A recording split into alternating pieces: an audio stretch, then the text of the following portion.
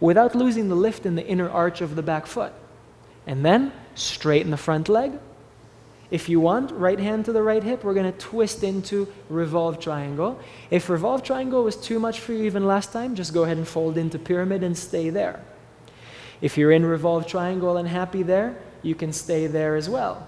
However, if you're up for peak pose over here, you can put your left palm or fingers on the ground or on a block a little bit forward and a little bit to the left. Lean your weight forward and lift the back leg into revolved half moon pose, one of the hardest standing poses out there. It is a balance pose, so if you fall out, the right response is to smile and try again. Reach back with the lifted leg, reach up with the inner thigh. Does this remind you of opposite limb balance and awkward airplane we did in the beginning? Same thing. Push the floor away with the standing foot. Just by sheer willpower, lift your weight off the standing hip and twist both thighs to the right. Good. You can stay as long as you wish. You can come down and take down dog whenever you're ready. If you have your hand up, push it into that imaginary wall. Open the right side body. Flare open to the sky. Keep the neck long and soft. And when you're ready, release the foot. Release the hand. Either fold over your leg or lift it and step it back.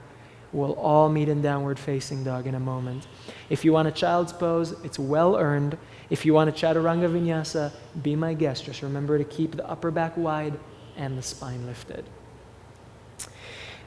The right amount of time to wait after a challenging sequence or pose before continuing to the second side is until your breath is slow, steady, and the mind is peaceful. So if that's already the case, go for it. If you need more time, take your time. When you're ready, inhale the left leg back and up. This is our last peak sequence on this side.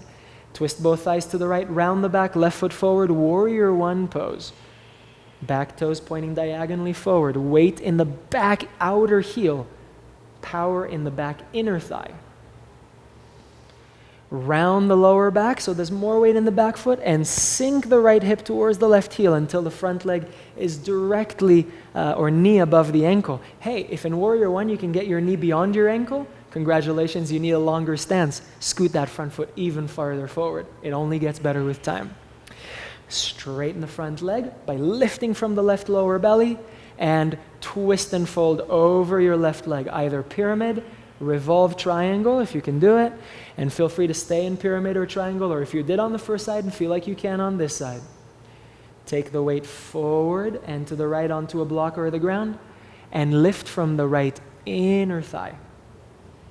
The most important point of balance in this pose is the base of your standing big toe, the base of your left big toe, not the toe itself, but the cushion. Push the ground away with it and use the resulting gravitational potential energy to float off of your left hip. Long neck, long leg, long spine and arms. And the more you side bend to the right, the more you can twist to the left, swivel the right shoulder blade under the heart. As always, you can stay as long as you don't fall over and don't lose the peace and lift of the pose. When you're ready, on your own, Chaturanga Vinyasa, down dog, or a very well-earned child's pose. That's it for strong standing poses for this practice. If you take child's pose, let it settle down. Let everything soften.